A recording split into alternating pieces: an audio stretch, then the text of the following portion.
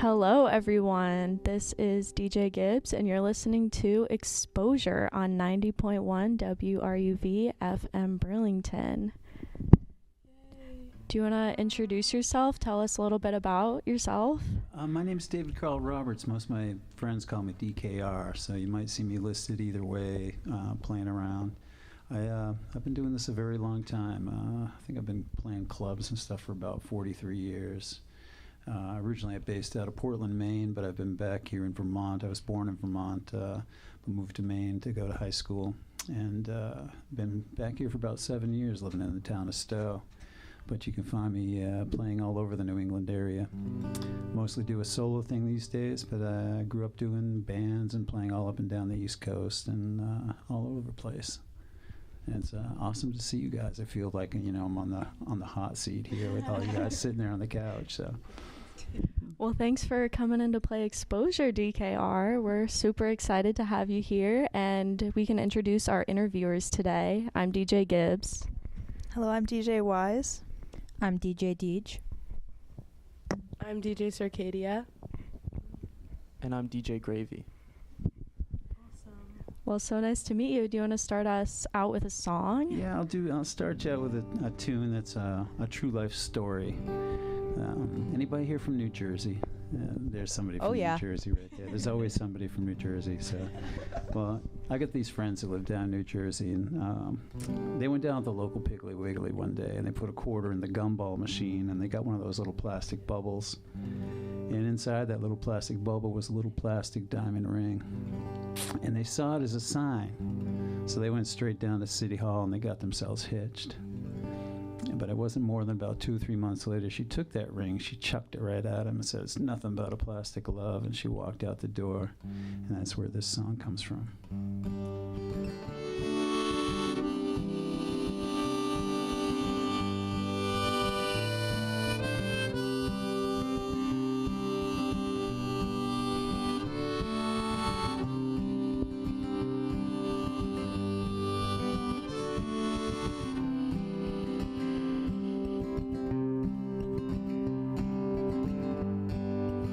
All night waiting now for you. When you didn't show, knew we were through. Can I find someone that loves me just like I love you? Every haunting melody, I guess I knew we're through. When you left, I heard that creaking of the gate. Footsteps on the walkway, it's getting late. You remember when we went down to the store and put a quarter in the gumball machine and rolled out on the floor. Opened up a diamond ring and we said forevermore. Said it was a plastic love, you threw it out the door. I went to open mic and I played a Beatles song. Love me do, it was how could I be so wrong?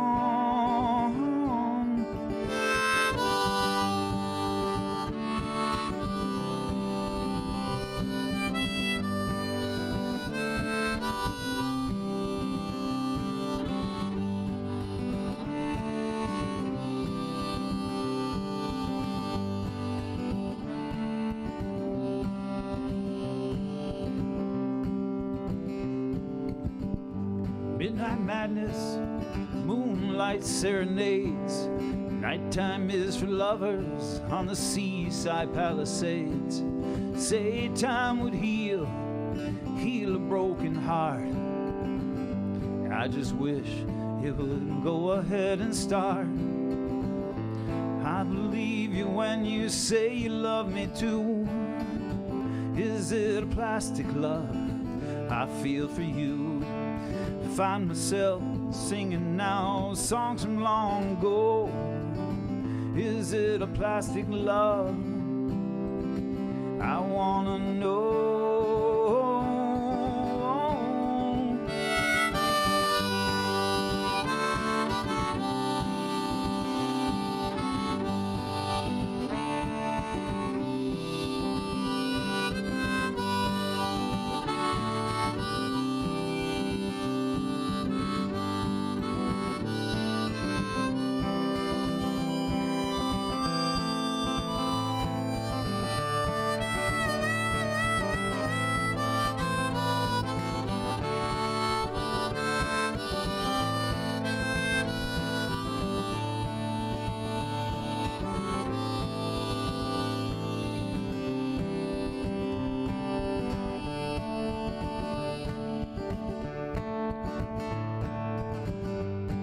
Waited up all night now, waiting there for you.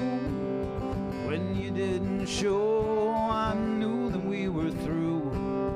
Can't I find someone that loves me just like I love you?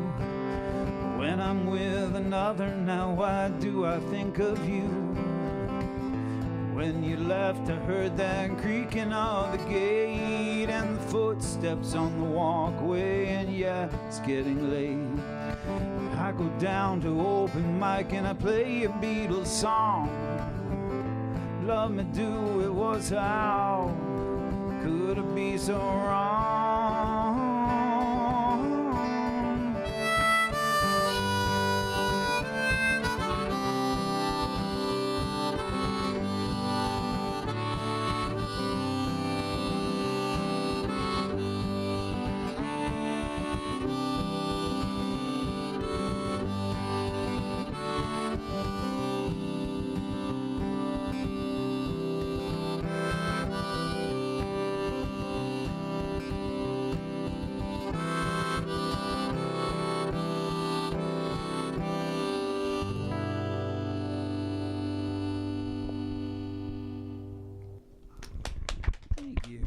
Plastic Love, and that's going to be my next single. It'll probably come out in another month and a half after the first of the year.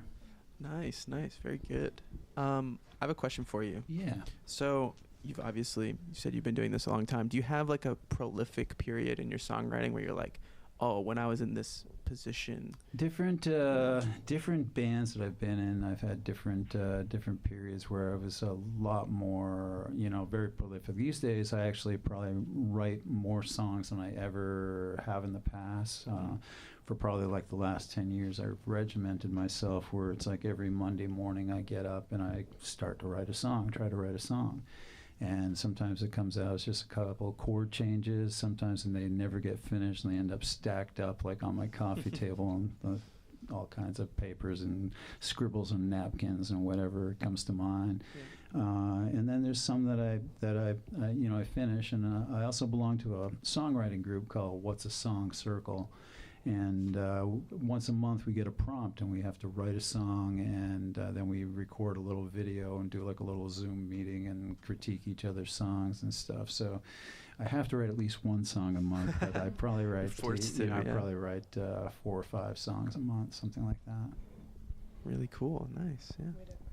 What was this month's prompt? This month's prompt was there's a new prompt right now that I haven't written the song for yet. It's usually the first Monday of the month we get together for the Zoom meeting. But this last prompt was a prompt about you need to write a song about yourself from the perspective of someone in your family or one of your friends, one of your group of circle. And it was pretty difficult because, it's like, what are you going to do? Say, oh, yeah, I'm awesome, So I wrote one this past month from the perspective of my friend Paul Adrian LaBelle, who now lives in New Orleans, who we used to do a lot of gigs in the 1980s and 1990s together. And it was from the perspective of him walking into a bar, seeing me today playing and reminiscing about how he first met me at $3 Dewey's in Portland, Maine, sitting on the windowsill and just kind of watching everybody. Wow, that's a super cool idea. Yeah, really cool prompt, too. Yeah. Yeah, that's awesome. I have a question for you as well. Do you have like an all-time favorite artist or anyone who inspires your music, or would you say your inspiration comes from like more your personal life? I'm pretty eclectic in what I do. I've got lots of different artists that I really love, especially different eras of my life. I grew up as a kid in the 60s and 70s, and so as a little kid I was influenced by like the Monkees and those kind of pop icon bands. But the 70s, it was prog rock. It was Queen was like my thing, and Pink Floyd. But I wasn't really playing guitar back then. I took up guitar when I was about 19. I grew up as a trumpet player as a kid. But once I took over guitar, I primarily played acoustic to start out with. Eventually played in some electric bands. Bands like that came out in the mid '90s. Bands like Uncle Tupelo, which became Wilco, and Sunvolt. That whole back then they called it they called it the no depression kind of movement. There wasn't really a name like Americana wasn't invented yet, although there were all these bands that were doing this roots rock kind of hybrid. It wasn't pop, it wasn't country, it wasn't folk. It was just a mix of all these different styles that we all grew up with. And so that kind of still has a big influence in the way I write. I write from very roots-oriented, blues and folk and even a little country tinge type stuff. But that's kind of where I mostly write from. But there was a time in my life where I played quite a bit of like nylon string classical guitar, and I was living in Key West, and there was this Brazilian woman that would come and she'd play something for me, and it kind of really influenced my playing in that kind of a Spanish kind of guitar feel. And there was a guy named Kent Duchesne down there who had a nightly gig at Captain Tony's Saloon, and he was a Delta blues guy. He had been the backup guitar player for Johnny Shines and Bucka White, which are some classical blues guys, and he taught me how to play bottleneck slide, play National Steel. He made me sit down on a street corner with him and break a bottle and grind down the bottle top so that it was nice and smooth to make my first slide, and taught me right from the ground up. So there was a period I used to do a lot of National Steel stuff, and I don't work it into any sets anymore. But it changes all the time. But yeah, my personal life definitely, there's a lot of writing that comes from that, and I try to disguise it as much as I can. But there's only so much you can disguise. Yeah.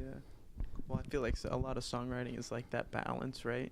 And so trying to disguise it, but maybe not doing the best job is almost like good. Yeah, it's a lot of the stuff is mostly about me, but I disguise in stories about other people. Right. So. Yeah. Well, let's hear another one. Well, you mentioned the last prompt, so I'm going to do I'm going to do this one. And so again, this is the one from the perspective of a friend of mine walking into a bar and seeing me now after not seeing me for like 20 years.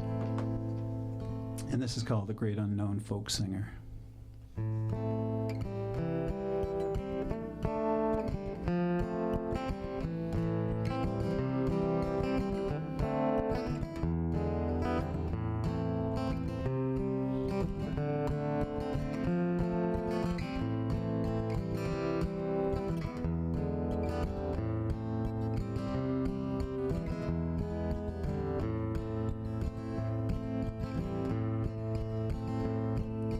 When I first met him, sitting all alone at the end of the bar, complete unknown, sitting in that window perch high above the crowd, taking in now everything, every moment, every sound.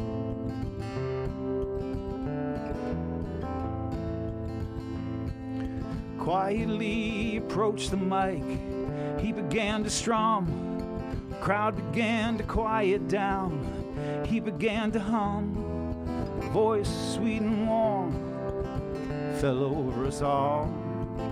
When he sang those songs of love, it mesmerized us all.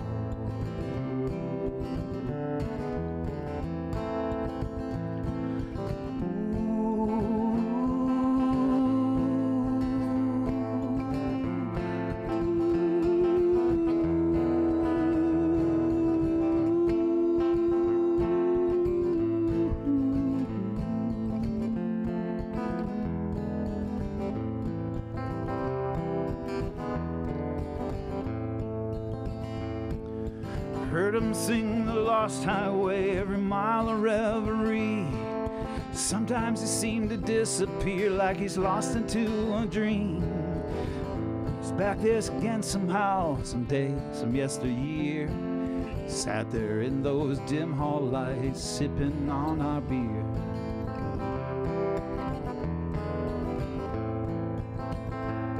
Some people seem to know him. He's free with all his hugs. Watched him now at the end of the night when he unplugged, packed up all his cables, headed down the road into the great unknown where the stories would unfold.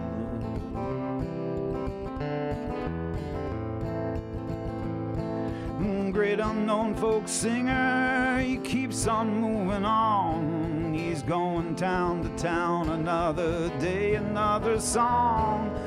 He'll be back again, you know, on some other day. But for now, he'll be on his way.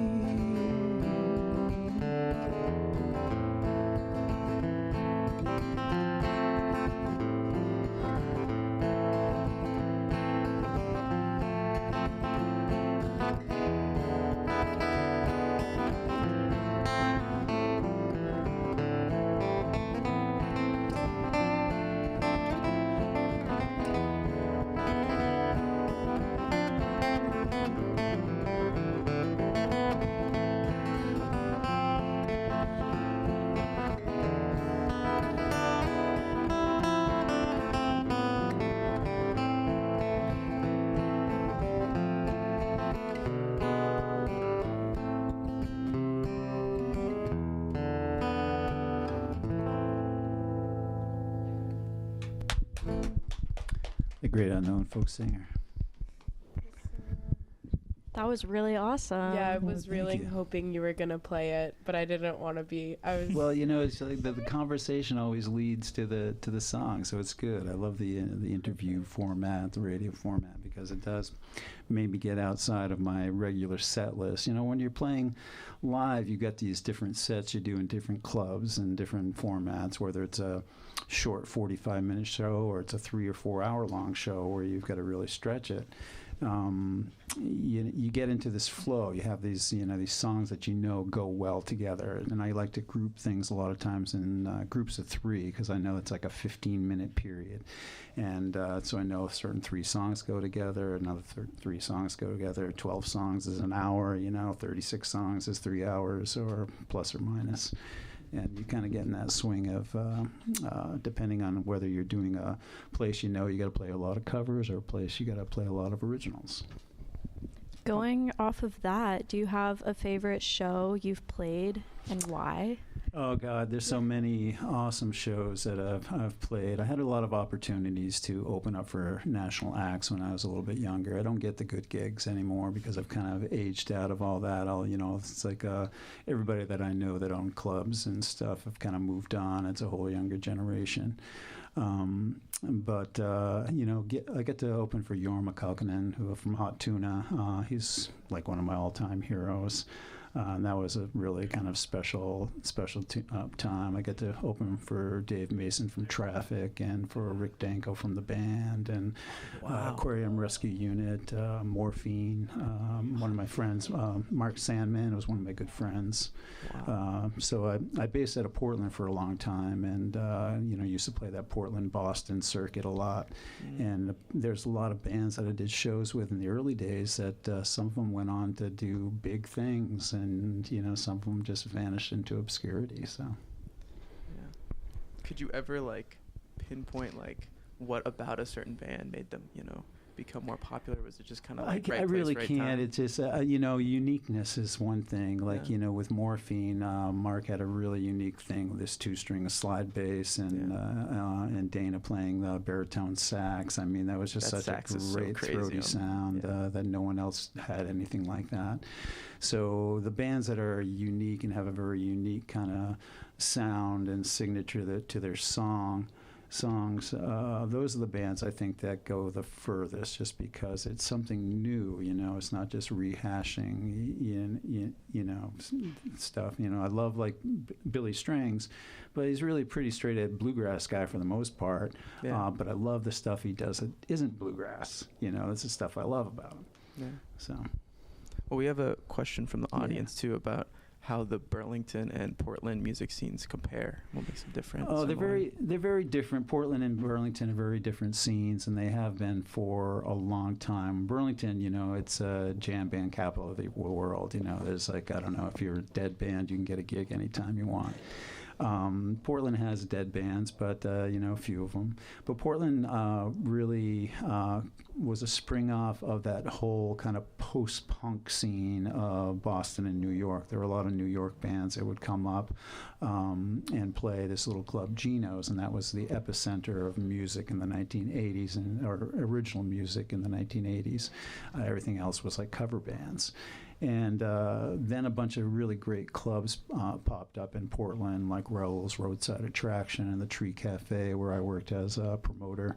And I started bringing. At that point, I'd been on the road for about 3 or 4 years, traveling up and down the East Coast, and I knew a lot of the bands that were out there who were still like nobody. And so, I put in my 2 cents worth of, let's bring these guys in because they're out there. But Burlington, also has a bigger acoustic scene than Portland has. Although Portland does have an acoustic scene, it's not as diverse as Burlington and Vermont in general. Vermont has all these little rooms like Harry's Hardware and Cabot. There are these, hardware store has a bar in it, and they play music in the window on Saturday nights, and they're awesome because the whole town turns out for music. And in Portland, you don't have as many venues like that. It's more straight-ahead clubs, coffee houses, and, bigger venues. Cool. Yeah. Shout out Portland, Maine. Yeah. I know Thaddeus is from Gorham. I went to high school in Gray, which is like the town next door to it. So, we were talking earlier. His mom lives in the town of Gray these days. Yeah, shout out Gray, Gorham. Yeah. All my Maine heads out there. Yeah, Rams and the Patriots, dude. Yes, that's right. The Rams. The battle Go Rams. hard. All right. Well, are you ready to take us into the next song? Yeah, I'm going to do a song that's followed me around forever. I think I wrote this probably in the late 80s. I remember I was on a road trip through northern New York or something, and I think I was maybe I was down near Oneonta. But I stopped and I sat beside this river, kind of killing time, and this is called Lost Highway. It's kind of about spending a lot of time in your van, because there was a period when I was in my mid to late 20s where I lived in a van for 4 years on the road, and it was every day I'd drive to another town, find a place to play, walk in, say, hey, I'm here, can I open up, that kind of thing. Because back in those days, there was no internet, so in order to find places to play, you had to actually go somewhere, and you knew that usually the music magazines came out on a Thursday, so if you got there, you kind of figure out what was going on in the town, and you could just go there and kind of, figure out where you might fit in, and just kind of go and pitch yourself, and sometimes they'd feed you, and you'd get to play, and there was never very much money in it, and I was a busker. I did a lot of busking on the streets and stuff. This is called Lost Highway, and this is the title track from an album I put out in 2017. But there's versions of this song that go way back into the 80s. I know it's on some compilation that came out of the University of New Hampshire back in the mid-90s, and I think I first recorded it back in the late 80s with a band called Love Cactus.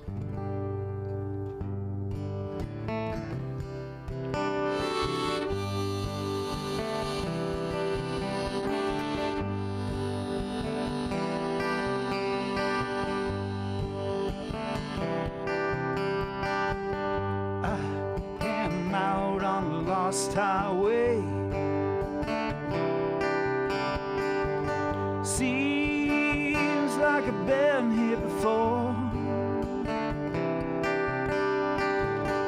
I just gonna pick my life's misdirection. Out there, I can't find my way home. Lost highway, seemed like some other day. lost our way, yeah, yeah, lost our way.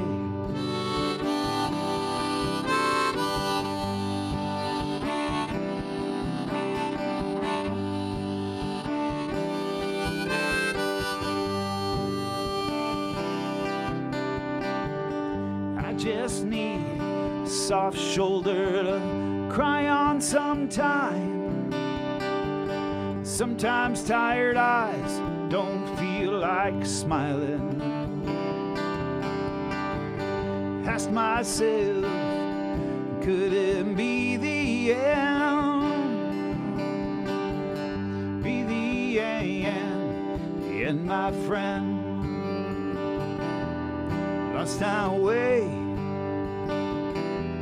seemed like some other day. Lost our way, lost our way.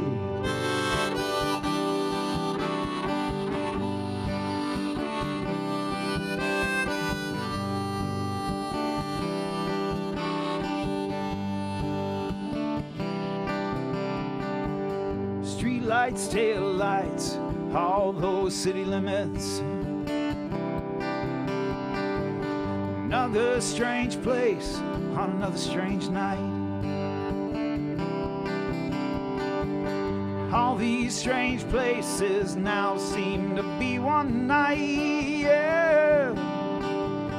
Out there, I can't find my way home. Lost our way, seemed like some other day. Lost our way,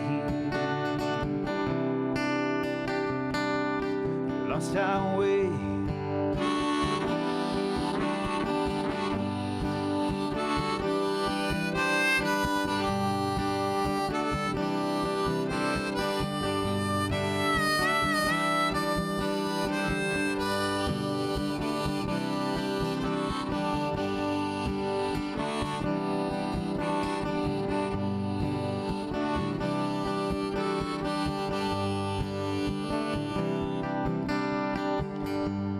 Time to pack my bags and I'll hit that road. Yeah, I'll be gone by the noonday sun. Blacktop, it is burning now and it's a heavy load. Yeah, I just can't find my way home. Lost our way, seemed like some other day. Lost our way, lost our way.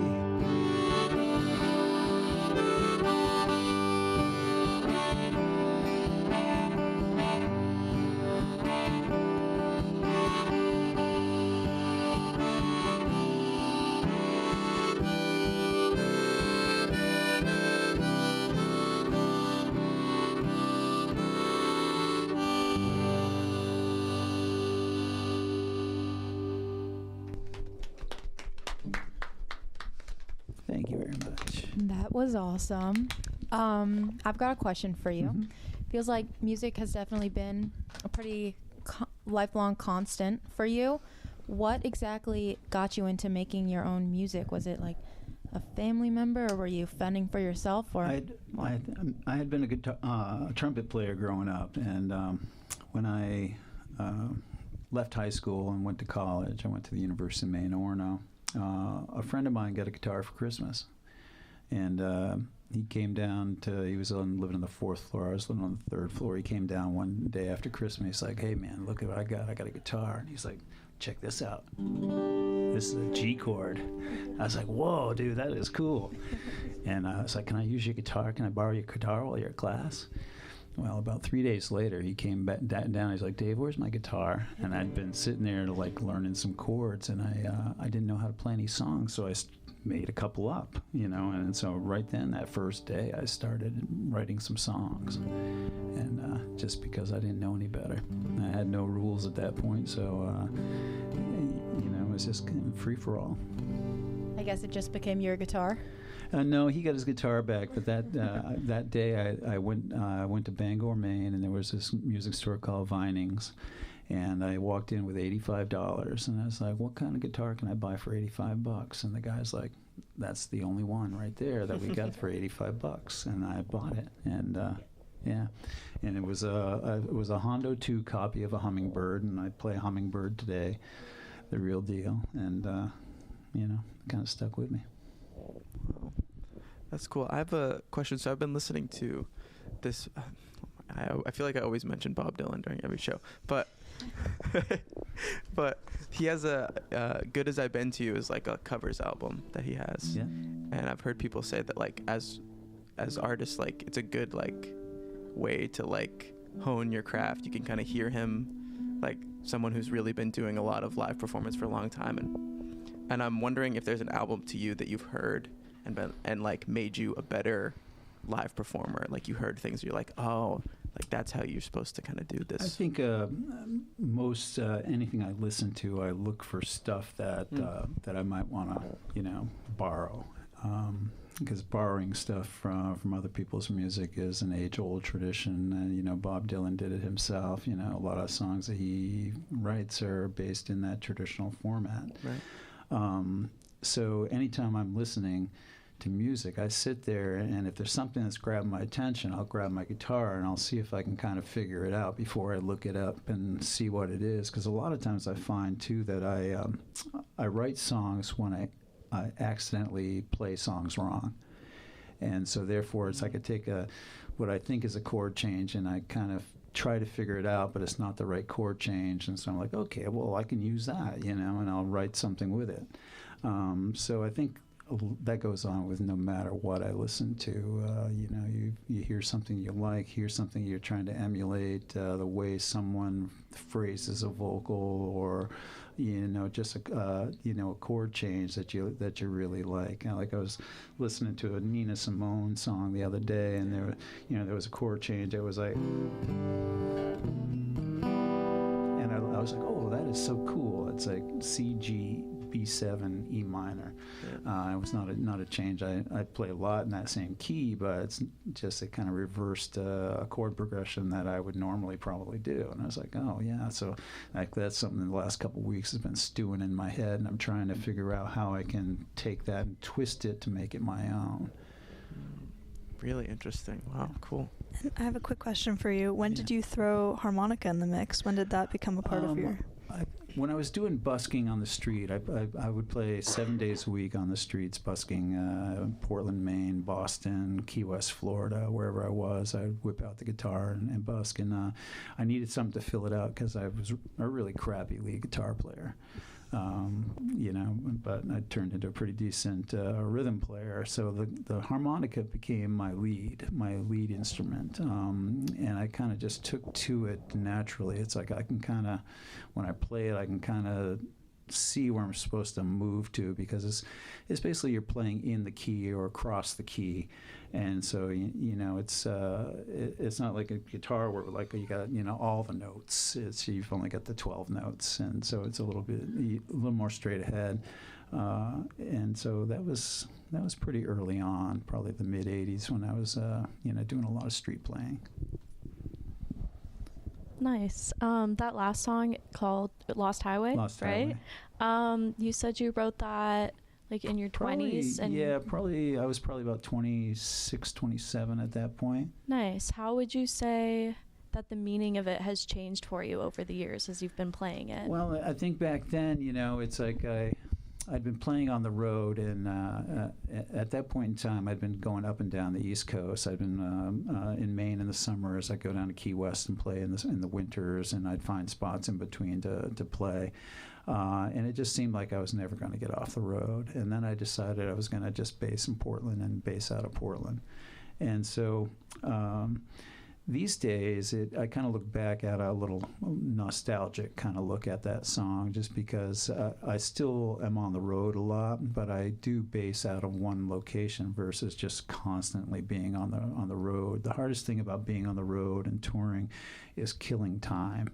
It's like, there's a lot of driving in between spots, and even today, I'll go anywhere up to 4 hours and be able to make it back to my house. You drive 4 hours to do the gig, 4 hours back. It's a long 12-hour day, 14, 15-hour days sometimes, but you can still sleep in your own bed. But when you're sleeping in a van and it's 90 degrees out and you're sweating and you're stinky it's not a direct quote, but Clarence Gatemouth Brown kind of said it best that it's not about going out there and having a great time, and it's more about being on the road, waking up on somebody's smelly couch in your smelly clothes, smelling of like last night's beer and like 3-day-old sex. And it's like, it's just like, showering is not an option sometimes if you're on the road constantly. Because it's not all hotels and stuff. It's like most of the time when you're young and you're playing, you're sleeping on somebody's floor, you're sleeping in the car. It's not real restful, it's cold, it's hot, it's not as glamorous as some people think. Well, are you ready to take us into the next song? Yeah, let's do something here. I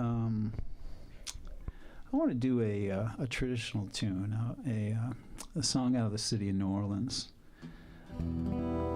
There's a place down in New Orleans called the St. James Infirmary, which in the basement of the St. James Infirmary is where the city morgue used to be.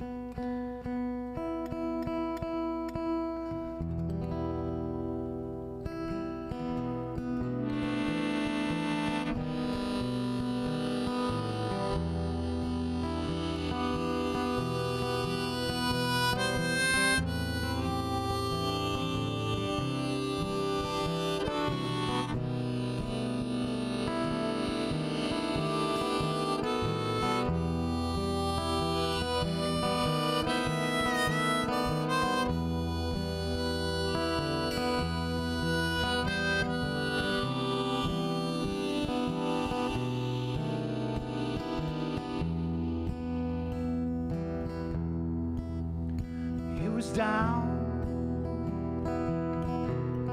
at Old Joe's barroom,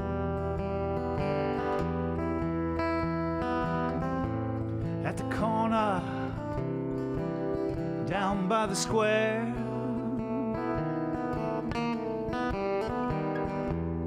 serving out the drinks as usual.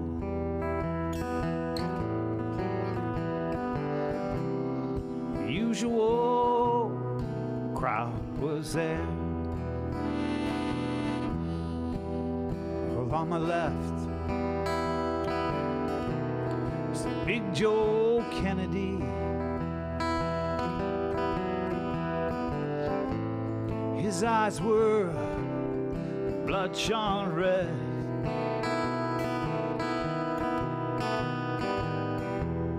He turned there now to face the people.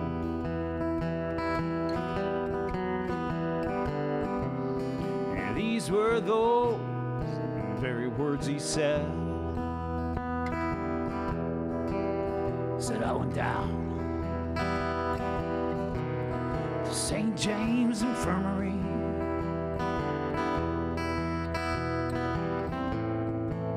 I saw my baby there, stretched out on a long white table. So sweet, so cold, so fair. I cried, let her go, Lord, Lord, let her go. God bless her.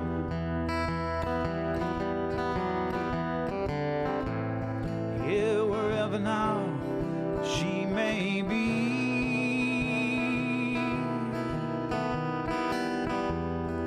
I could search this whole wide world over.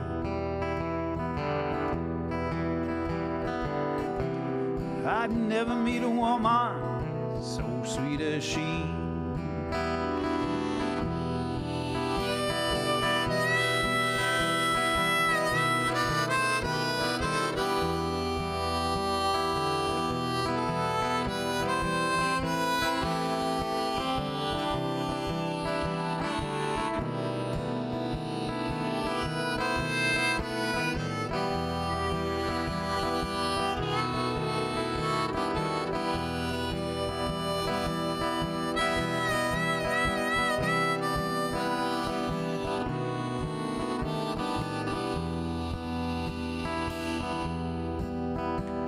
die, Lord, Lord, when I die, please come and bury me.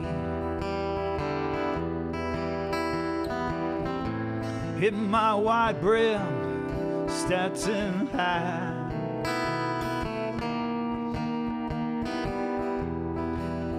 put a $20 gold piece on my watch chain, so the boys will know now I am still standing pat. I want 6 gamblers now to be my pallbearers, and 3 lovely women to sing me a song. Ooh, put a jazz band on my hearse wagon. Yeah, let's raise some hell as we roll it along.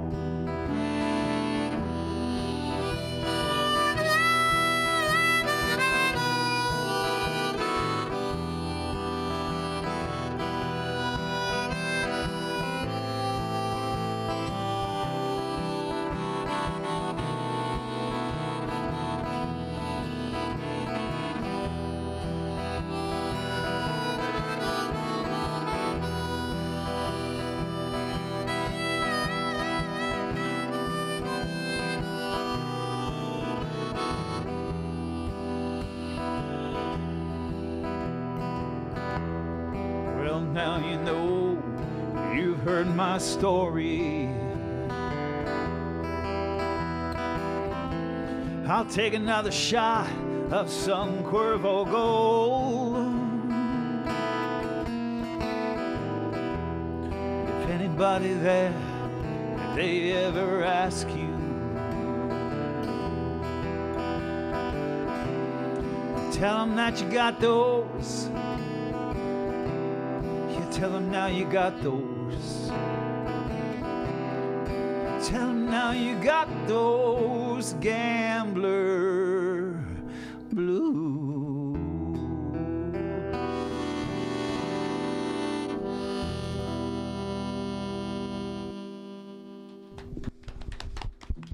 Totally uplifting. Sometimes the saddest songs are the best songs. I agree. Yeah.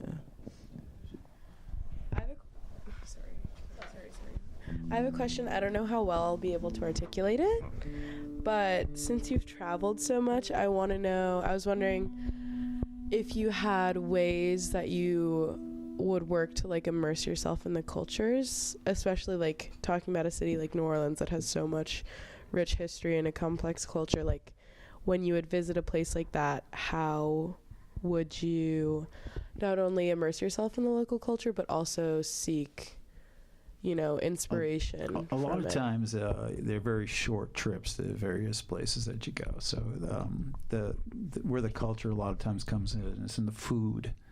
And so that's the easiest way to do it, to try to not just go have burger and fries, but try to eat something that might be local to the area. Try to get a little flavor of the place through the food. Yeah, what's your favorite meal you've eaten on the road? Oh, I don't know. There was a place. 3? There was a place in Tallahassee, Florida. I used to play. That was a oyster place, and it was a 3-day gig. And so you'd play Friday and Saturday, and then there'd be like a blues jam on Sunday that you'd be kind of like the host for. And I just remember I'd never eaten oysters before, and I swear I probably ate 12 dozen oysters. They had this awesome hot sauce that they'd put on it, and that's when I started liking oysters. Yeah. But there's so many great foods out there. It's hard, and it's really hard to beat pizza. It's true. And pizza, it's different everywhere. Yes, Yeah, exactly. very Like regional. there's a base, but it really can change a lot. Like there's a place in Boston I used to love to go to on Queensbury Street that did like a deep dish pizza, and then a lot of places the traditional like New York style crust, but the stuff that people put on it is always different everywhere. Like Portland has a great place called Otto's, and they're famous for their mashed potato bacon scallion pizza. Whoa. And they do all these other crazy flavors like mango pulled pork, things Whoa. like that. That's like taking pineapple on pizza to a whole other level. I love Otto's. Yeah, shout out Otto's, I guess. Yeah. I've never been, but sounds like a great They've got place. a bunch of them now. They even got one down like in Yeah, Harvard a few. Square in Yep. Massachusetts. And, Oh, really? In Mass? That's they've cool. got, there's I don't know. There's like a half dozen of them in Maine now. Good South for them. Portland, Good for a couple Otto. in Portland. Great for Otto. Great business. Yeah. I hope Otto's doing well. Yeah. Yeah. I had another question about your time on the road. Wait, let me try to. Oh, I was just wondering if you had any standout, like super crazy stories or like people you met that kind of changed the whole trajectory of your life. Which I'm sure you probably have multiple, but Yeah, well, this last song that I did, the St. James Infirmary Blues, is something that I learned from Kent Duchesne, who I mentioned maybe previously down in Key West, who taught me how to play slide guitar, and he does a slide version of that tune. And Kent he's still playing on the road a little bit. I think Kent now is probably in his late 70s. He plays a lot in Europe these days because he's a blues guy, and blues is really big over there. So he goes over and plays down in England and does like these tours and stuff like that. So he made a huge influence in my life when I was in my mid-20s. And then various, along the way, you do meet people that you become friends with, and they're in bands, and you all compete, and stuff. My friend Manny Verzosa, who lived in Portland, him and I were very competitive as far as, but like best of friends. And he played in a band called the Walkers out of Boston. He, when they did their first album, he became held at the music awards every year. He got best new band, best vocalist, that kind of stuff. Got a record deal out of all that stuff. And then 2 years later, the record company merged with another record company, and he got dropped. He ended up in California. He got signed to another deal. He was playing with the Silos, and they flipped their van, and he crashed, and he got killed. And, so you meet people like that you just really bond with, and then they're gone, and it's like it's kind of hard in that respect that some of the people that you meet along the way, they're no longer around. Either they're not playing or they have passed on. Another guy that I gave Thaddeus some of my CDs. There's a CD called Cadillac I gave him. There's a guy named Pip Walter that plays violin on a couple of tunes, and he passed away last week. So people they come and go, and you meet those people, and they're great in your lives while they're there, and then when they're not there anymore, you've just got to kind of remember those times you had. yeah, for sure. That's so great about like music too, is that so many of those people, right, they can live on in these like really complex ways through the songs. Yeah. A lot more. Yeah, the music is still out there. You know, Yeah. my friend Manny, you can still find his. I know after he died, he had 2 or 3 tapes that he'd been working on for his demos, and his brother Andy gave me those tapes because I was the only guy that had a DAT machine at the time that he knew, and I got to put that stuff together for Andy, who put out an album, kind of a posthumous album for him. That stuff is all still out there. You can find stuff on YouTube or upload it at all. Yeah, really great. Well, do you have another tune for us? I do. Someone asked me as like an artist that made a difference, and that I was like one of my favorite artists. And my biggest hero, I guess, in the world is Tom Waits. I really, he's the great unknown folk singer. He's a known folk singer, but People always say Dylan is the best, but Tom is the most unique. And I had a dream a year or so ago that I was in a bar with Tom. And it was a very vivid dream. The bar is called the Jubilee. And the bartender that night was Beelzebub. And he was tending beers. And the bar was located right on the River Styx. And we were playing pool. And Tom whispered in my ear, he says, "Dave, make sure you go out the front door, not out the back." As I didn't realize that we were right on the cusp of going to hell. So. And so that's where this song came from. It's kind of a dream sequence song. And this one I just released as a single a couple weeks ago.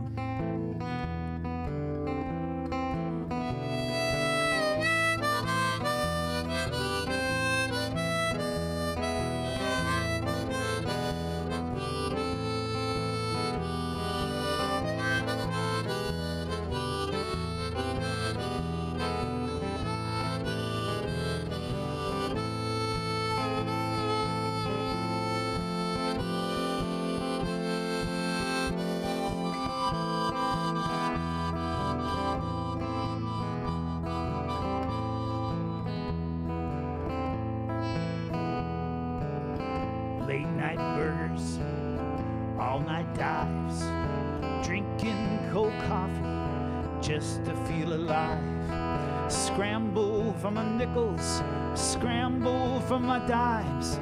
Welcome to the Jubilee, I sing here all the time. Whoa.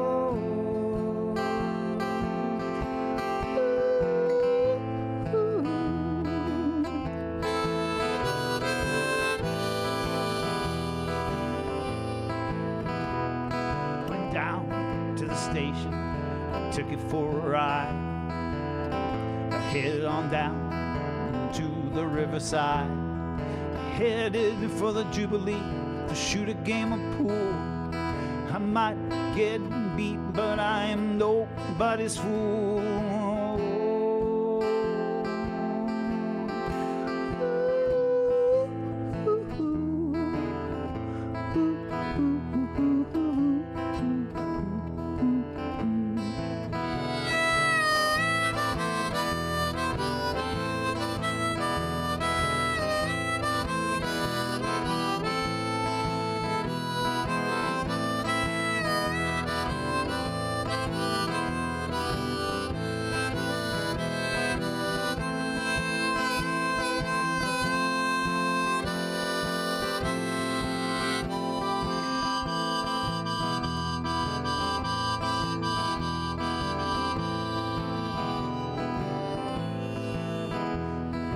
Welcome to the Jubilee, sing here all the time.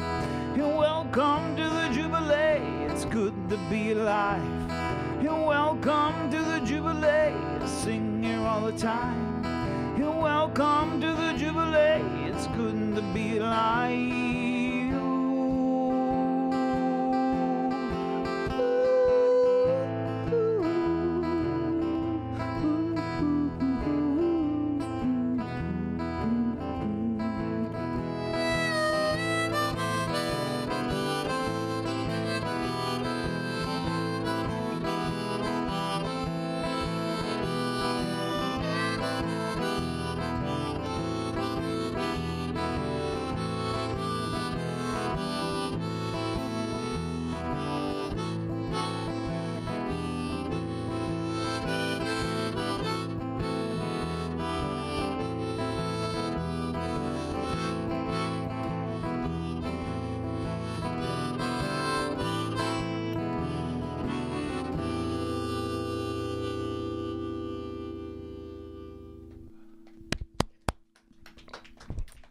Welcome to the Jubilee. That was amazing. Yeah, I was wondering, so you said that song was inspired by a dream you have. Are you often inspired by dreams, or is that kind of a unique situation? Sometimes some stuff comes to me in the middle of the night, but not always through dreams. Sometimes I'm just mulling over the way words sound in my head together, or a phrasing of sentences.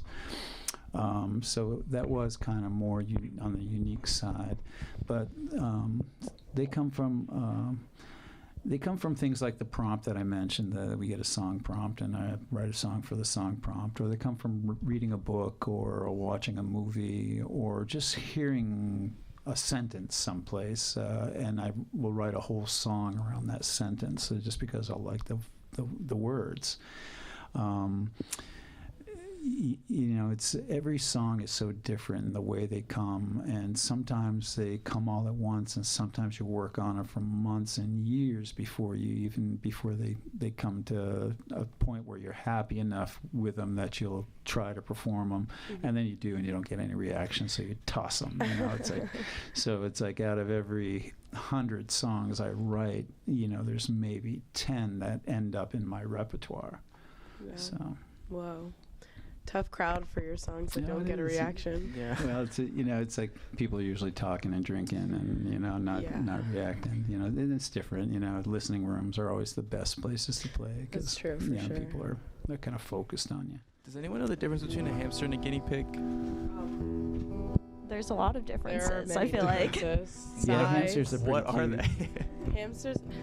For me, there's a fine line with rodents. That's the one class of animals. They do have a little smell, but Yeah, I had a pet hamster. I took her over from my brother, Maxine. She lived to be like 4 or 5, which for a hamster is that's pretty significant. But she definitely had her moments where I was like, you're freaking me out a little bit. Yeah, but mostly they live in a cage, and spin their wheels and. Yeah, I built her a little pen outside during the summer, and she would go crazy. And did you have one of those little tube things that they crawl through? Or? No, but I did have a ball, a huge one. It was probably for a guinea pig, not a hamster. Take her in the lawn, and exactly. Get Lots a little of fun, little fresh captured air. Yeah, exactly.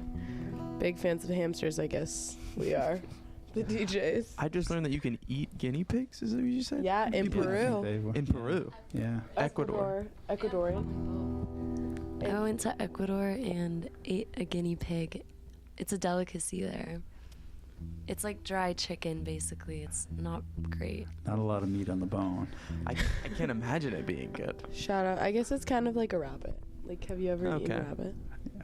I haven't eaten not, rabbit, but because I had a pet one, so that's But any other questions?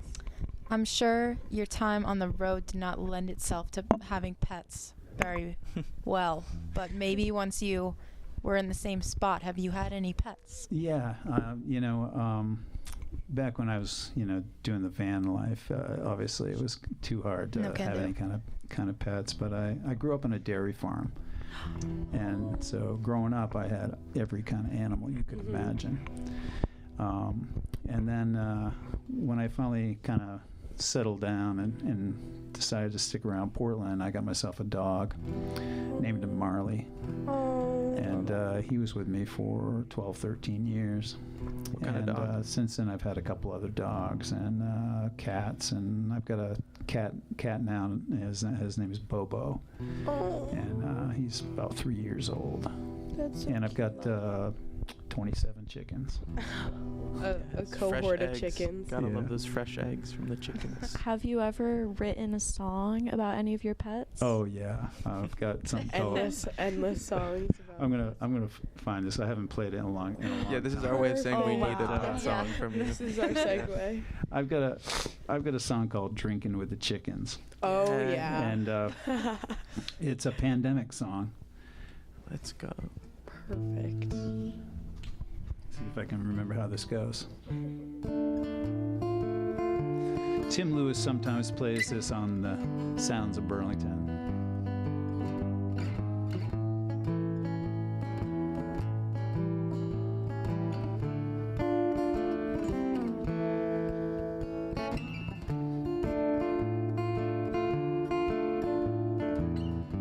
I wrote this right after January 6th happened.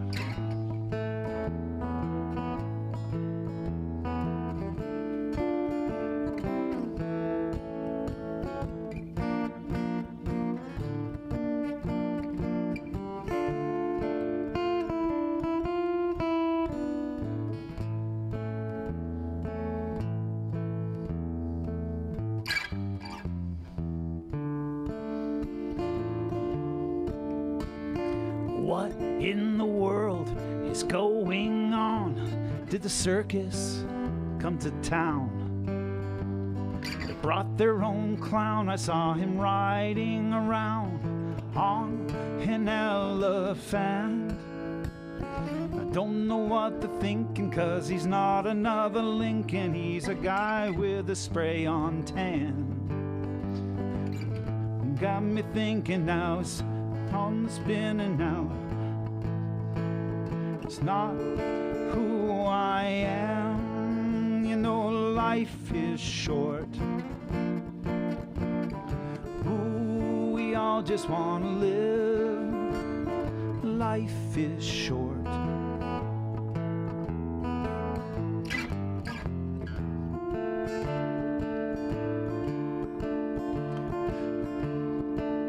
You know, the circus sure is funny, but he's all about the money. That's the mark of a shallow man. Well, it got me thinking now. I'm drinking with the chickens. It's not who I am. You know, life is short. Ooh, we all just want to live. Life is short.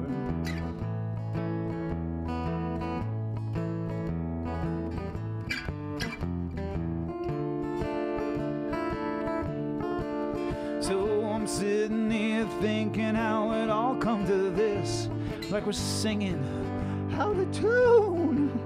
And it got me thinking now. I'm drinking with the chickens. I'm howling at the moon. I'm howling at the moon. I'm howling. Cock-a-doodle-doo!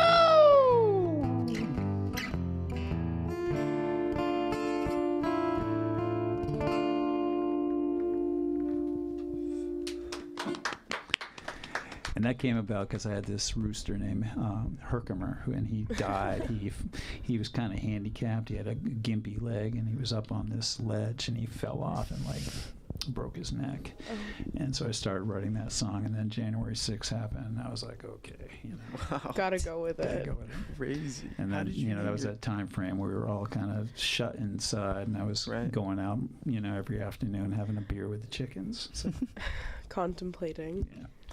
Yeah. What was your rooster's name? Herkimer? Herkimer. That's a crazy name. How'd you get that? Herkimer, there's a vehicle that's called a Herkimer. It's one of those big old giant four-wheel drive trucks. I think maybe International Harvester or somebody made them.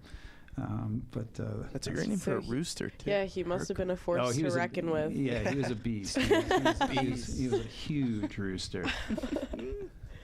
Had too much fun on the roof. I was wondering what your favorite farm animal sound was, since you grew up on a dairy farm. Well, I love cows. I know, moo is very classic. Yeah, but like the calf moo, that bleat. Oh, yeah, calf moo is really cute. Yeah. My aunt has a dairy farm as well, so she's the biggest fan of cows ever, maybe. Do you ever play your music for the cows? I used to. There's back when I was a kid and a trumpet player, there's a classic picture my mom had of me where it was like Memorial Day parade or something. I was in my band uniform and I was practicing, and she's like, go outside and play.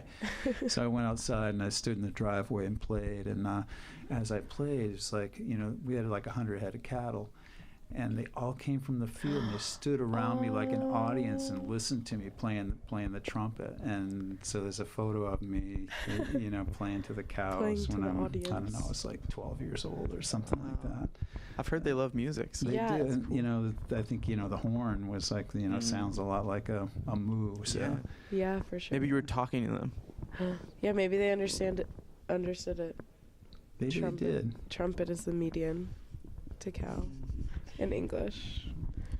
Exactly. Chloe, you should ask your color question. What, my alphabet color question? Yeah. So last exposure we were having, it wasn't a heated debate per se, but it was definitely opinionated. And we were wondering what color, have you ever heard of synesthesia? No. It's like this idea that some people in their brain have the association. They can see color when Yeah, or like they'll listen to music and they'll see like colors, or they'll think of something and they have like a color that their brain associates it I with. think I've heard that. And I was wondering if you had any strong opinions about what color the alphabet letters are. You know, I don't. For some inspo, I think I've always seen it in black and white. Whoa. See, now that is a take. That's a very valid take. That kind of skews from the median of synesthesia. But I think, you know, that's not on my head. That's on paper. So. Yeah, it's hard to really separate what is like your brain making up a picture and what your brain is actually thinking of naturally. Because I kind of have visual memory, you know, when I think of things, and you know, it's very visual. For sure. I think we said that A was red. Definitely. And then that's where the disagreement started, I guess. The first the first letter. A is for apple. Exactly. It's got to be yellow. Whoa. Banana. See, C is orange for carrot. I'm just thinking of a theory, like maybe it's the like chart that we saw when we were learning the letters. That's as a kid. also a thing. Yeah, I feel like that's also a big influence. But when they had like pictures of fruit as the letters. Yeah. I mean, yeah. We've all been gaslit by the education system. I think maybe. I don't know if this is a unique experience, but have any of you guys seen the leapfrog thing about all of the letters of the alphabet, and it's for little kids and it makes the sounds? I feel like I'm trying to answer this question and I'm thinking about that. Yeah, but maybe really no hard. one relates. I don't know. I don't think I relate, but you know, it just makes you think about society as a whole. It really does. And what we give our children. Society. Yeah, society. Is there a color that you think best represents or like encaptures your music? Ooh, that's a good one. I don't know, blue or purple or green, you know. I'm definitely a nature boy. You know, I love greens and blues. Yeah. And those, I mean, green, maybe not so much, but finding blue in nature, apart from the sky and water, like finding a fun color in nature is like one of the best things ever. Yeah. I've got this these indigo bunting that comes every June to my house, and this bright blue, and I love it when he finally shows up. He sticks around for like 2 or 3 weeks and he's gone. And I love when all of a sudden he's like there, and I'm like, oh, the indigo there it bunting's is. here. Yeah. Awesome. Wow, that's cool. What do you say you lead us into another song? Let's do that. I'm going to do a song about that I wrote one day when I bought my house in Stowe. It had very substandard electric, and that first year I was in there, there was a very hot day in June. It was one of those mornings you wake up, it's already like 90 degrees, and you're just sweating.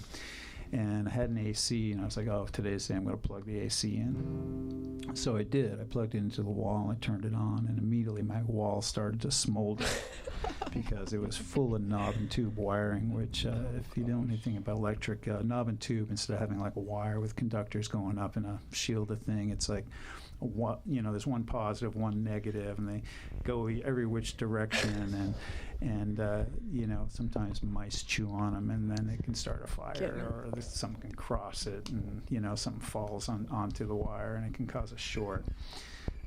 Were there flames? The wall definitely was smoldering. It wasn't flames, but but immediately there were like burn marks going up the wall. Whoa. And smoky smell, that rubber smoky smell that you get from burnt wire. Burnt plastic. And so I immediately ran and shut down my fuse box, and that rest of that day I was a mess, I was like, God, I almost burned my house down, And that night I came into Burlington and went and played at the Radio Bean, and but before I went to the Bean, I went and sat on the steps of the Unitarian Church at the top on Cherry Street, and came up with part of this song. I finished it later the next day.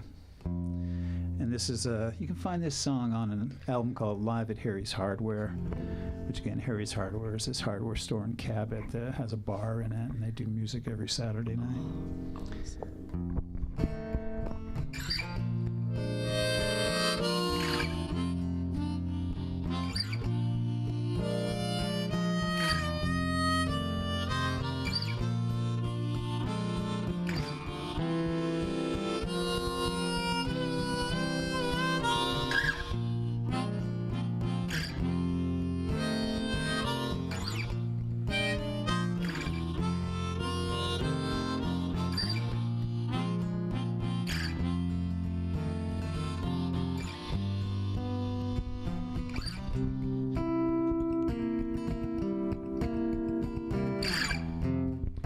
hot to even move.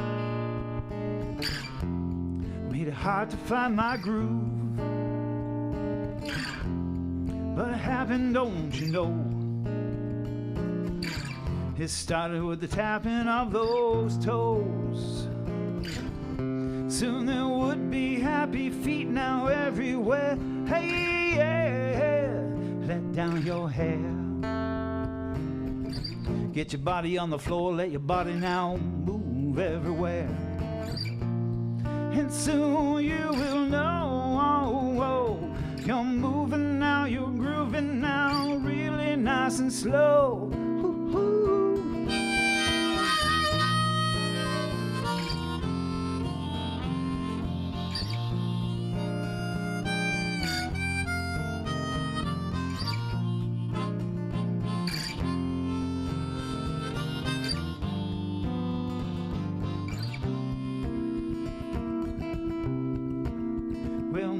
Can't make hay if the sun don't shine. You just got to make your mind up and let your body move. Now soon you find, now you're right back there. Now you're right back in the groove.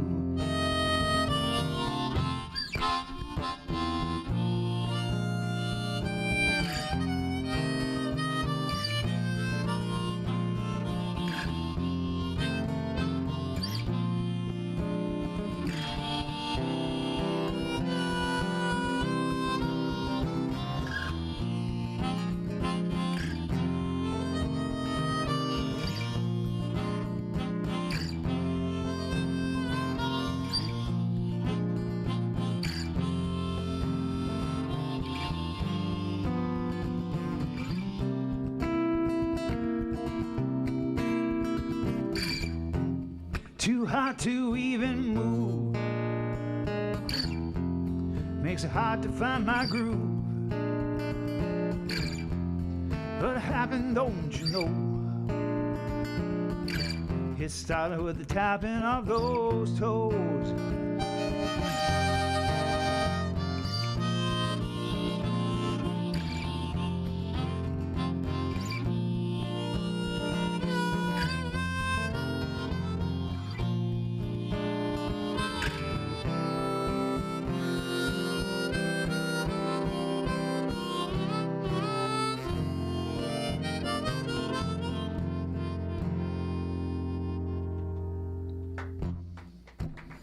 Thank you. Awesome. Going off of that, I was wondering if you had a favorite way to cool down in the summer. I love jumping in the mountain streams. I love it. I've got a couple of favorite swimming holes. And when I first moved back to Vermont, I spent that first summer trying to find every swimming hole within like a 20-mile radius. Oh. And I've got a favorite one that's in Morrisville. It's called Terrell Gorge. And I'm writing that down. Some people call it Katie's Falls, but it's not really Katie's Falls. Katie's Falls is actually another set of waterfall. But it's Terrell, T-E-R-R-I-L-L, I think, Gorge. And I found it by accident because I just saw this little pool over on the road with a little path. And I was like, oh, looks like something's down there. I know the river's down there. And I walk in about 20 feet, and there's this little index card stapled to a tree that says, "This spot sponsored by Vermont Land Trust." And I was like, oh, there's something down here. And I walk down and, get down to the river. And it's a real pretty little river. And there's some, spots you could get into the river. And I'm like, oh, this is kind of cool. And these little kids come walking down the river. And I was like, is there a swimming hole in this river? And they're like, yeah, dude, it's right up there, right past those boulders. And so you walk up like a couple hundred yards, and there's these big, giant boulder dump. And you come over this hole, and there's this little 6-foot waterfall that dumps into this beautiful hole. It's like 50 feet by 30 feet, and it's like 20 feet deep. And man, it's like when I need to get away, that's where I go. If it's a hot summer day, it's always 10 degrees cooler down there. It's beautiful. But, you know, in that whole area of Stowe, I live right next to Moss Glen Falls in Stowe, which isn't really a swimming hole, but it's a beautiful waterfall. Yeah. But there's so many great little spots. There's another really great one at the lower part of Sterling Gorge. As you walk all the way down to the bottom and you kind of walk back up the river, and there's this pool that is the iciest pool ever. And, of course, hiking up to Sterling Pond is also one of my favorites on a hot summer day. It's just gorgeous up there. So, you know, in 7 or 8 months, when it's finally warm enough to go into cold water, I'll be there. Oh, yeah. It's hard to think about cold water right now when it's like snowing. With the snow. Crazy. On the flip side, what would be your favorite winter activity? Well, I do a lot of snow shoveling. It's not really my favorite. But, Okay, fair. A necessity. I call it my Weekend activity. exercise program because I have this huge driveway in Stowe. Also, I run an Airbnb property. So every day, like, you know, the last couple of days, I have to go out and shovel because we've gotten, in the last 48 hours, we've probably got about 6 or 7 inches of snow out that way.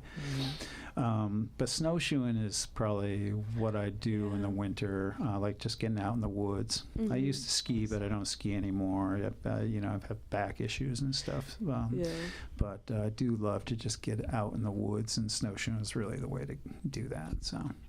A wooded area with snowfall is like so magical. One of the most magical things ever. I was wondering where our listeners can access your music, and if you have any upcoming gigs you want to shout out. Yeah, you can find, if you look up David Karl Roberts, it's Karl with a K, you can find my stuff on Spotify and Apple iTunes and all the places that you can stream music. A lot of my stuff isn't online just because a lot of it happened before the advent of the digital age. But those are places where you can stream it, anywhere that you can log on to stream. You can find my stuff. You know, there's some videos on YouTube and stuff like that. And for upcoming gigs, this Friday, I'm in Winooski at the Dumb Luck Pub. I'm subbing for Troy Millett, who's got to be out of town for taking his mom to the hospital for an MRI. So I'm going to be filling in there. And then Monday, I'm going to be participating in the Lakeshore Community Songwriter Contest up at 14th Star in St. Albans. And Thursday next week, I'll be at Stone Corral in Richmond. And then the following week, I think I'm in Newfields, New Hampshire at the Muddy River Smokehouse. Whoa. And it slows down for me in December, but there's still you know, I probably, you know, here in Burlington area, I think on the 13th of December, I do the Foam Holiday Extravaganza, which is an awesome show. It's like, I don't know, it's like 20, 25 different artists. Each get like 2 or 3 songs. Starts like at 4 or 5 in the afternoon and goes till the end of the night. That's a really fun holiday event where we, you know, I've got a couple of Christmas tunes and some songs about snow jingles and stuff like that. So whip out some of those songs. Wow. Be there. You hear that, listeners? You better be there. All of them. I have another question. Yeah. If you could play any venue, we can say the U.S. first, or we can open it up internationally. If you could play any venue, what would it be?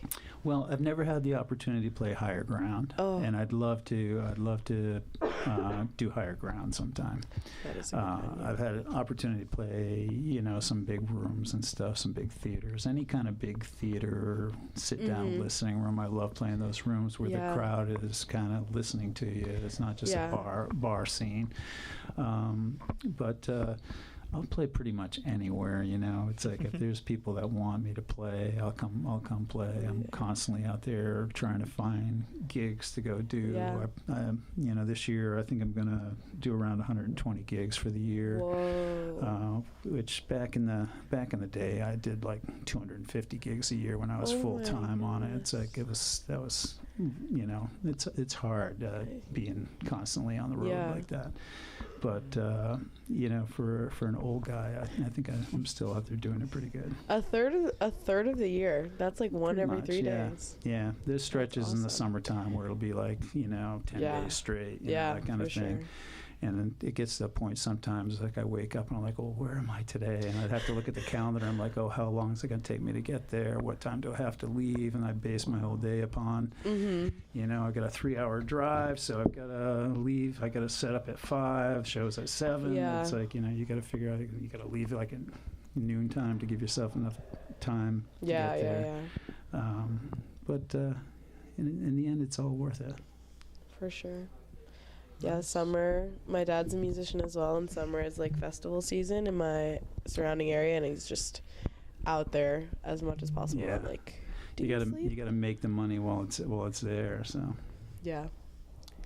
Do you have any questions?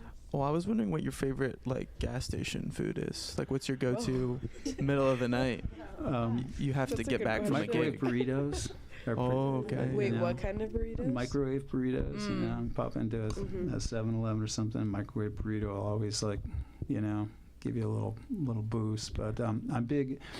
There's a run that I do all the time when I'm going to Portland to play shows, where I go through Crawford Notch.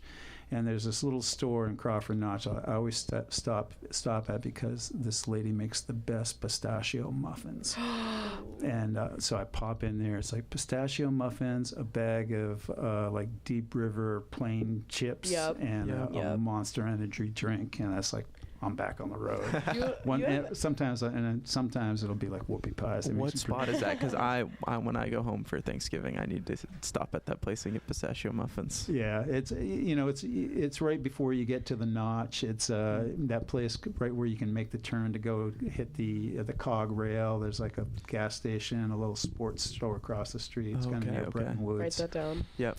Yeah, it's an awesome little store. Yeah, I drive through there every time I go back to Maine. So Yeah. Awesome. All right.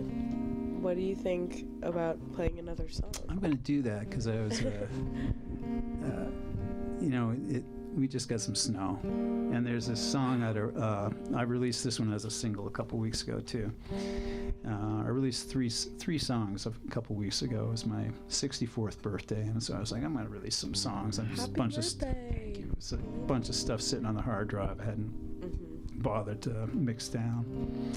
But it's a song that originally started one afternoon when I was sitting at Foam with Steve Yardley, and you may know Steve. Steve's like a local. He plays music, and he has a thing called the Jambulance. He's a sound guy, and he's probably in his late 20s. But we were talking about it was a few years ago when I wrote this. It was right after pandemic and everything started to open up, and you know, kind of really hit the younger guys hard because they hadn't experienced any kind of slowdown. They were all gung-ho about getting out and playing music. And we had a long afternoon talk about following your bliss, because I've had to reinvent myself like a dozen times, you know, different bands. You're in a band, the band breaks up, you know, all along the way I've always played solo to keep myself going, but you constantly have to, you know, clubs open, clubs close, managers of clubs like change, and it's like you've been playing a place for 3 years and you walk in, it's like a new manager, he's like, well, send me a demo tape. It's like, dude, I've been playing here for 3 years. Yeah, you know? yeah. It's like, but they don't care. So we had a long talk about following your bliss. And then that afternoon, I drove home and it was snowing, and you know that big hill in Richmond where you're heading south, and it's always really super icy. And I hit an ice patch here, and I was like around sideways in my car, and I'm like, oh, you know, and it's like managed to pull it out, and I got home, and I was like, man, it's like I was thinking about this talk I had with Steve. And came up with this one, and this is called "Like Driving on Snow."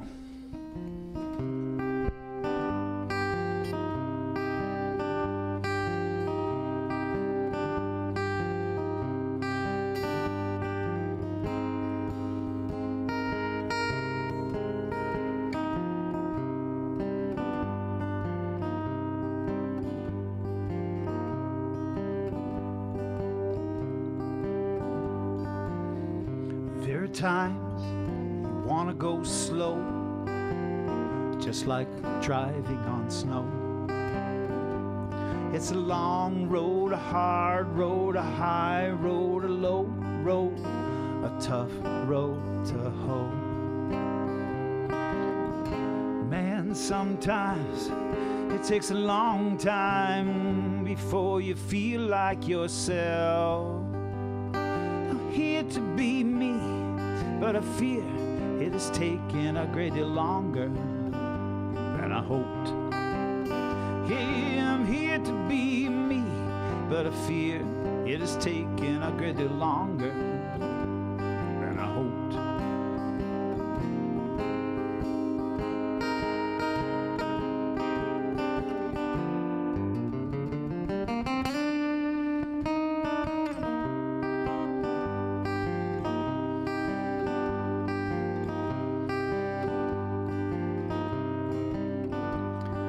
Twists and turns, and every time you learn a little something new about your soul.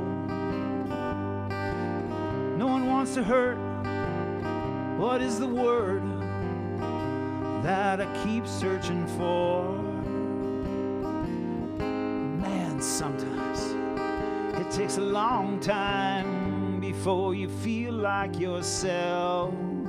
And I'm here to be me, but I fear it has taken a great deal longer than I hoped. Well, I'm here to be me, but I fear it has taken a great deal longer than I hoped.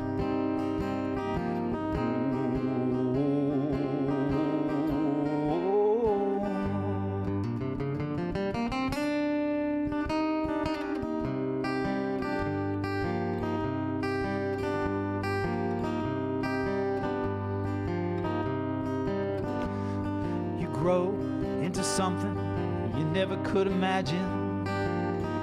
Looking back on your dreams, and every day's a new one, and nothing is ever really now just what it seems. Man, sometimes it takes a long time before you feel like yourself. And I am here to be me, but I fear it has taken a great deal longer than I hoped, than I hoped, than I hoped, than I hoped, than I hoped, than I hoped.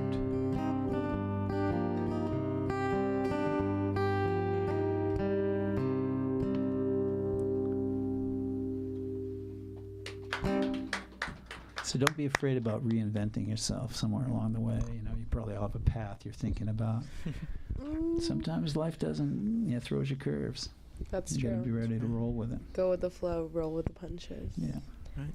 I have a question. Yeah. Is there any advice that you wish you could have given yourself, like when you first started out making music? Boy, just to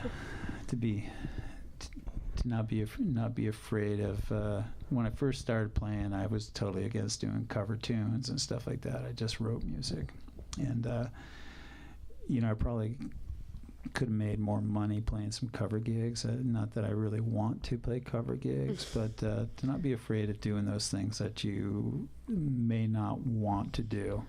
Do them anyway. I found that as a musician, you got to do a lot of different things to survive. You got to be a sound person. You've got to be a promoter. You've got to be a musician. You got to be a driver. You got to do all kinds of stuff to keep at it for a long time. So just whatever. Be more aware of opportunities, and when they come your way, don't be afraid to grab them and try them. Yeah. Because I've had friends that. Thought they were going to be musicians, and I've got this one friend, Tom Doobie, who moved down to Boston with my roommate, who was a drummer, to be in a band. He was the only guy that had like a 4-track reel-to-reel recording. He started a little recording studio in his apartment. He ended up recording all these different Boston people, or up-and-coming people, like Jonathan Brooke from The Story, and people like that would come to his apartment. And I remember him sleeping on his couch one day, and gets a knock on his door, and it's like, what's her name? I can't think, but she's a famous movie star. She was doing a voiceover spot for a commercial, and she knocks on his door. She's like, "I'm here to do the voiceover spot," and I'm like, "Shit." And Tom became the sound man to the stars. He was on the road with Dr. John, and with Mark. He was in the car with Mark Cohn when he got shot. Now he's the head tech at Berkeley School of Music in their performance space. Wow. And he's I just saw some from yesterday. He's like in Cleveland or someplace right now doing sound for somebody. He's like on the road. And he didn't. He thought he was going to be a rock star, and here he is. Right. He's like he's the guy. He was on the road with Richard Thompson for a long time doing sound. Stuff like that. So never be afraid to roll with the changes. Yeah. Life works in mysterious ways. Yeah. Wow. That's crazy. Yeah. Just by chance. Yeah. So cool. Out of all of the different places that you've spent time playing music, would you say that you were going to places because of the music scene, or did you think that what you played was changed by where you were? I think I was going to the places to try to play music, because I think I still mostly stay true to myself when I'm writing stuff. But I'm definitely a New England boy. I love it up here. It's like I found as I've gotten older, I hate going 95 south. It's such a terrible road. I hate it. I used to go up and down it all the time, and I just hate. Now I stick around the Northeast area. The Northeast has immense pride. Yeah. So many of my friends are like, I've grown up here and I'm never gonna leave ever in my life. And I'm like, yeah. Yeah, it's beautiful around It's a magical here, place. You get all 4 seasons. You get snow. You get hot June days where you don't want to get out of bed. You got everything. It's very ride or die. True. For sure. True.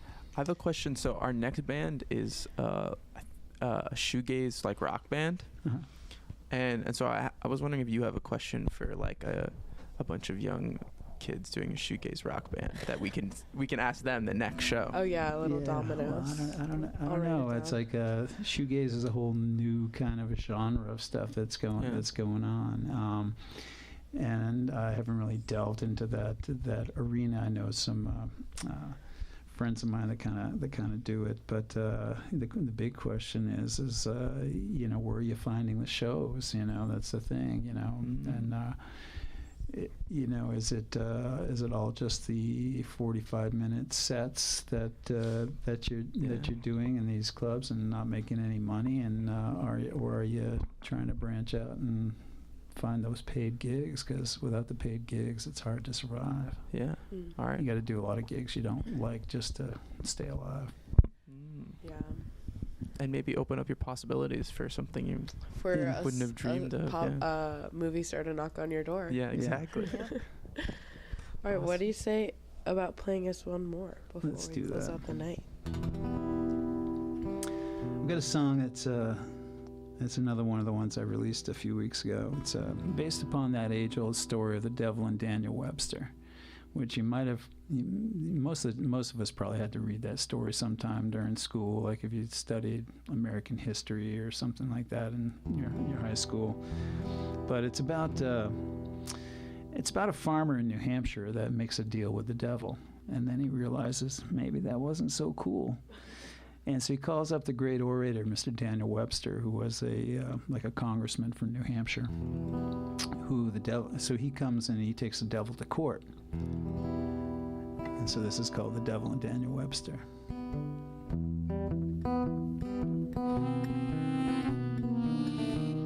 Let me get a right harmonica in here.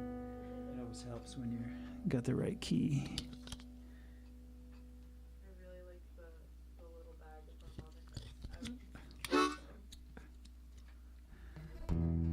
Let's do this again.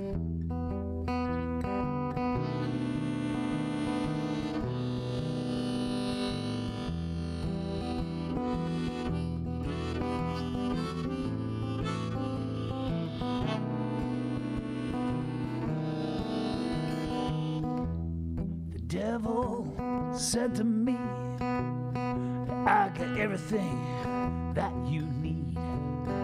No need to philosophize. Just keep looking now in my eyes. You know now you want more.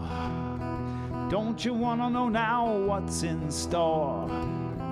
Come on, boy, let's make a deal. You get what you want, your soul I steal.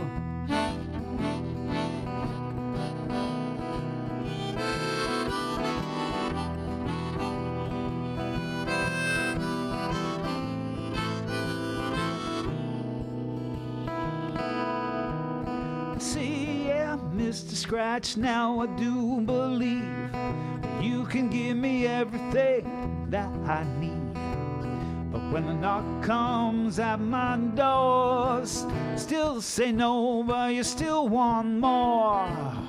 Now the devil, he was mad. There's a soul now he wished he had. He crossed the river now, crossed that line saying, you think there's better days in the by and by? Well, said, no, Mr. Scratch, I don't for sure. I ain't setting foot on the other shore. I think the good times are in the here and now, and I'd rather hang out at WRUV anyhow.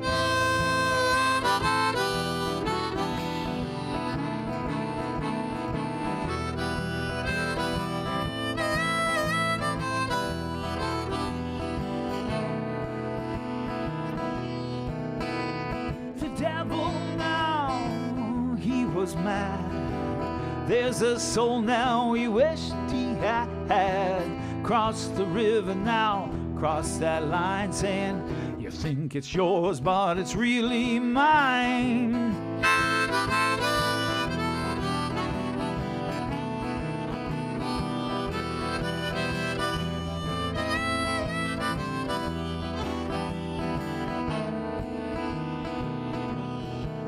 So I got Mr. Webster on the phone. So Daniel, can you please now come to my home? I got a big problem in the here and now. The devil thinks he owns my soul somehow. It was a midnight trial, cards are stacked. All that's good now is under attack. But in the freshness of morning, the verdict came in. The devil got the boot and Daniel did win.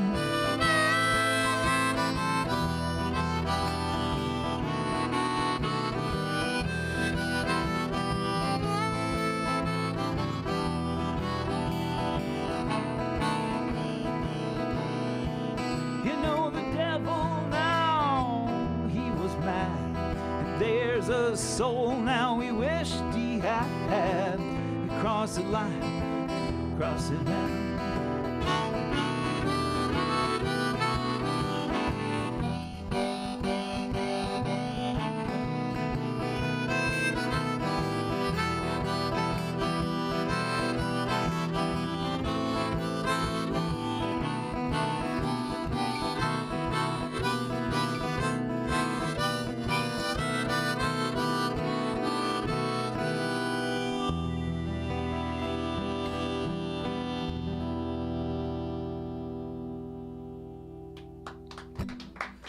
Thank you. Amazing. Thank you so much for coming in. Oh yeah, appreciate the It's been a invite. fantastic show. Yeah, I love doing the radio format. Are there any super last minute, super pressing questions or anything you want to plug before we sign off for the night? Well, I plug my gigs, shows. I'll just say them once more. Friday I'll be at the Dumb Luck Pub in Winooski. My Yes. first time in there. I don't know what to expect. It's always, you never know. It's what's life gonna be. taking you where it may. Yeah. And you're saying yes. I said yes, yeah. Important lesson. Well, thank you so much for joining us. This has been a blast. Thank you. Yeah, you've been listening to Exposure. Join us on our next show, December 10th, with Pedal, the aforementioned shoegaze band up and Cool. coming, who's going to get a really important question, and they don't know it yet. Yeah. But yeah, that's all from me. Do you guys want to sign off with anything? No. Nope. It's okay. That was really awesome, though. Thanks for We coming can all in. do a collective thank you and good night. Would that be good? Okay, ready? do it. We have to harmonize. 3, 2, 1. Thank you. Good night.